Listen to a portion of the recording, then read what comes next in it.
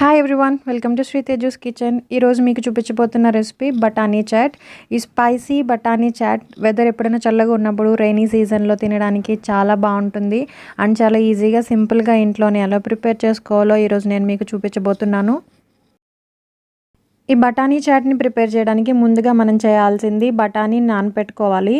దీనికోసం 1 కప్పు బఠానీని తీసుకుని నీళ్లు వేసి 6 to 8 hours నానపెట్టుకోవాలి. ఓవర్ నైట్ నానపెట్టుకున్న సరిపోతుంది.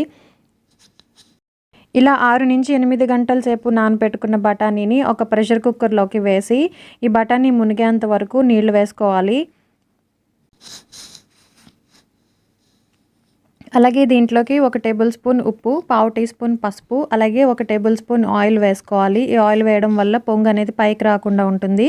ఇప్పుడు మూత పెట్టి 4 నుంచి 5 విజిల్స్ హై ఫ్లేమ్ పైన ఉడికించుకోండి.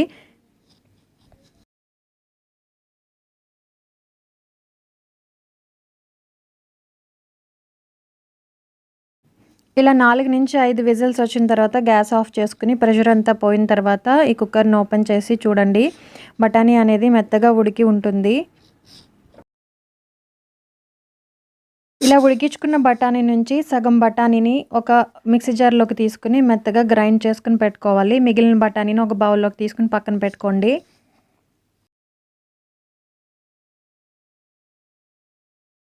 ఇప్పుడు ఒక కడాయిని పెట్టుకుని దాంట్లోకి 2 టేబుల్ స్పూన్స్ ఆయిల్ని మీడియం ఫ్లేమ్ పైన హీట్ చేయండి. ఈ ఆయిల్ హీట్ అయిన తర్వాత ఒక ఆనియన్ని మెత్తగా గ్రైండ్ చేసుకుని వేసుకోవాలి. ఒక మీడియం సైజ్ ఆనియన్ అయితే సరిపోతుంది.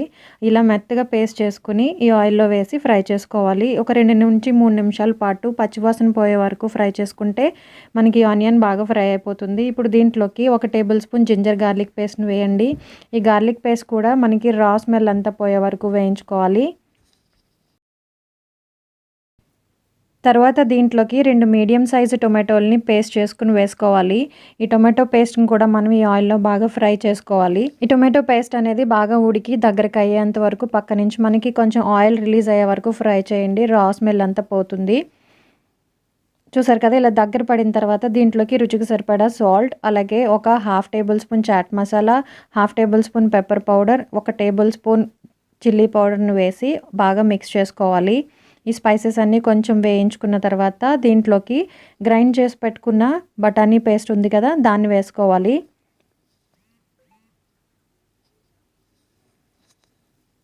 అలాగే మిగిలిన ఉడికించి పెట్టుకున్న బఠానీ ఉంది కదా, దాన్ని కూడా వేసుకోవాలి. తర్వాత దీనిలోకి 1 కప్పు వాటర్ని వేసుకోవాలి. వాటర్ని వేసిన తర్వాత ఇవన్నీ బాగా మిక్స్ చేసి మీడియం ఫ్లేమ్ పైన ఒక 5 నుంచి 6 నిమిషాల పాటు ఉడికించుకోవాలి. 5 నిమిషాల తర్వాత ఈ చాట్ కొంచెం దగ్గరికి అయింది. దీన్ని ఇంకొంచెం కుక్ చేసుకుందాము. ఇప్పుడు మనకి కావాల్సిన కన్సిస్టెన్సీ వచ్చేసింది. ఇప్పుడు ఆఫ్ చేసేసుకుందాం గ్యాస్ని. ఇది చల్లారిన తర్వాత ఇంకా థిక్గా అవుతుంది కాబట్టి ఈ కన్సిస్టెన్సీ అయితే మనకి సరిపోతుంది.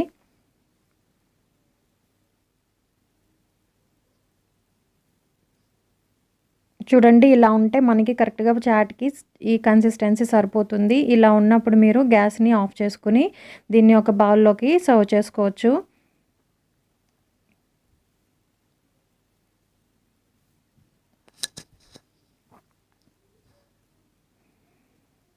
ఇలా బౌల్లోకి తీసుకున్న తర్వాత దీంట్లోకి సన్నగా తరిగిన ఒక చిన్న సైజు ఉల్లిపాయని వేసుకోండి. అలాగే చిన్న టొమాటోని చిన్న ముక్కలుగా కట్ చేసుకుని వేసుకోవాలి. కొద్దిగా కొత్తిమీరని చల్లుకోవాలి. తర్వాత ఆలూ క్రాకర్స్ని వేస్తున్నాను. ఆలూ చిప్స్ని ఇలా ముక్కలుగా చేసుకుని వేసుకోవచ్చు, లేదంటే కార్న్ మిక్చర్ ఉంటుంది కదా, దాన్ని వేసుకోవచ్చు, లేదు అంటే సేవ్ని కూడా వేసుకోవచ్చు.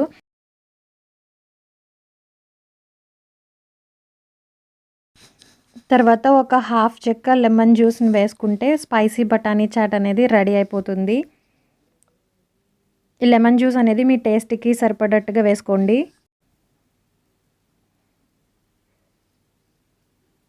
అంతేనండి, టాపింగ్స్ అన్నీ వేసుకుని సర్వ్ చేసుకుంటే మనకి వేడి స్పైసీ బఠానీ అనేది రెడీ అయిపోతుంది.